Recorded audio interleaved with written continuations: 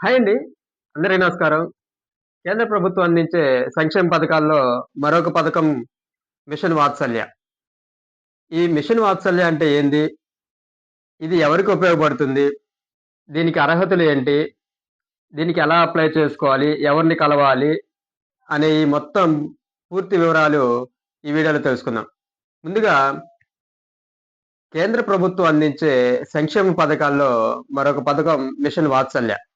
ఈ మిషన్ వాత్సల్య అనేది భారతదేశంలో పిల్లల రక్షణకు, సంక్షేమం మరియు భద్రత కోసం కేంద్ర మహిళా మరియు శిశు సంక్షేమ శాఖ ఆధ్వర్యంలో నడిపించే సంక్షేమ పథకమే మిషన్ వాత్సల్య. ఈ మిషన్ వాత్సల్య అనేది సెంట్రల్ గవర్నమెంట్ అందించే సంక్షేమ పథకం. ఇది రాష్ట్ర ప్రభుత్వ సమన్వయంతో అయితే ఈ పథకం అనేది కొనసాగిస్తూ వస్తున్నారు ఇప్పటి వరకు. అయితే ఈ మిషన్ వాత్సల్య అనేది ఇంతకు ముందున్న గవర్నమెంట్‌లో ఉన్న ప్రోగ్రామే. అయితే ఇంతకు ముందున్న గవర్నమెంట్‌లో చైల్డ్ ప్రొటెక్షన్ సర్వీస్ అంటే పిల్లల రక్షణ సంక్షేమ పథకం అనేసైతే ఉండేది. దాన్ని ఇప్పుడు పేరు మార్చి మిషన్ వాత్సల్య అనేసైతే కొనసాగిస్తూ వస్తున్నారు. అయితే ఈ మిషన్ వాత్సల్య యొక్క ముఖ్య ఉద్దేశ్యం ఏంటి అంటే దేశంలోని ప్రతి బిడ్డకు సురక్షితమైన మరియు సుసంపన్నమైన బాల్యాన్ని అందించడం దీని యొక్క ప్రధాన లక్ష్యం. పిల్లల హక్కులను కాపాడడం, విపత్కర పరిస్థితుల్లో ఉన్న పిల్లలకు అండగా నిలవడం మిషన్ వాత్సల్య యొక్క లక్ష్యం. అంతేకాకుండా వారి ఎదుగుదలకు కావాల్సిన వాతావరణాన్ని సృష్టించడం. ఇది మిషన్ వాత్సల్య యొక్క ముఖ్య ఉద్దేశం.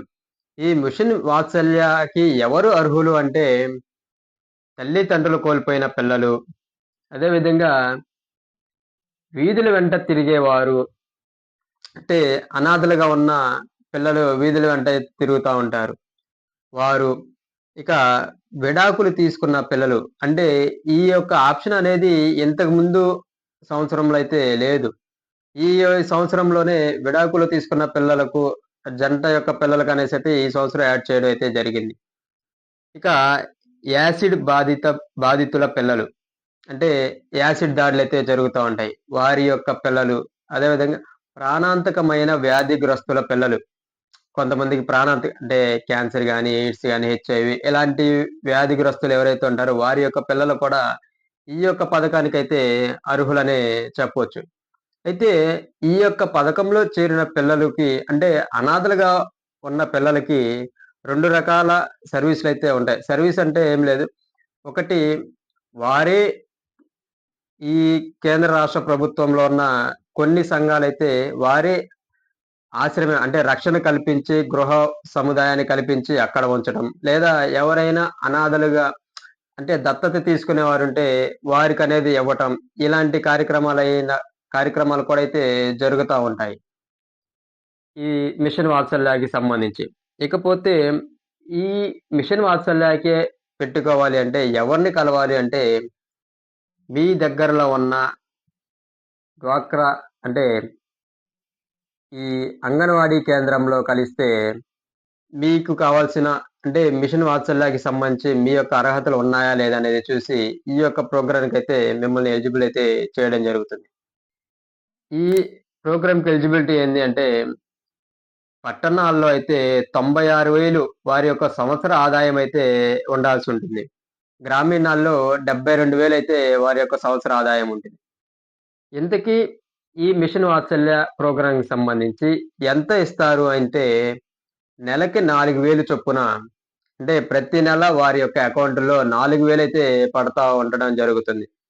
ఈ యొక్క 4,000 అనేది ఎప్పటి వరకు పడతా ఉంటాయంటే పిల్లవాడికి చేరిన సమయం నుంచి 18 సంవత్సరాలు వచ్చే వరకు ఈ నెలకు 4,000 చొప్పునైతే కేంద్ర రాష్ట్ర ప్రభుత్వాల సమన్వయంతో పిల్లవాని అకౌంట్‌లో అయితే వేయటం జరుగుతుంది. నెలకి 4,000 చొప్పున 18 సంవత్సరాలు వచ్చేలోపైతే పిల్లవాని అకౌంట్‌లో అయితే పడటం జరుగుతుంది. దీనికి మార్చి 31 లోపు అంటే 2026 మార్చి 31 లోపు 18 సంవత్సరాల లోపు ఉన్నవారే దీనికైతే అర్హులు. 18 సంవత్సరాలు దాటిన వారైతే దీనికి అనర్హులు. కాబట్టి మీకు ఇంకేమైనా డౌట్లుంటే మీ దగ్గరలో ఉన్న అంగన్వాడీ కేంద్రంలో ఒకసారి కలిస్తే వారు మరింకొంచెం వివరంగా అయితే చెప్పడం జరుగుతుంది. ఇది మిషన్ వాత్సల్యకి. ఎవరైతే అనాథలుగా ఉంటారో వారు ఒక పేరెంట్ ఉండి, ఒక పేరెంట్ చనిపోయిన వాళ్ళు కూడా ఈ యొక్క పథకాన్ని సద్వినియోగం చేసుకుంటారనేసైతే చెప్పొచ్చు. ఇది కేంద్ర ప్రభుత్వం అందించే రాష్ట్ర ప్రభుత్వ సహకారంతో అంటే సమన్వయంతో అందించే కేంద్ర కేంద్ర ప్రభుత్వం యొక్క సంక్షేమ పథకం మిషన్ వాత్సల్య. మీరు అంగన్వాడీకెళ్ళి మిషన్ వాత్సల్య గురించి చేర్పించాలి అనేసి అడిగితే వారైతే ఇంకా డీటెయిల్డ్‌గా అయితే చెప్పడం జరుగుతుంది. ఓకే అండి. Thank you.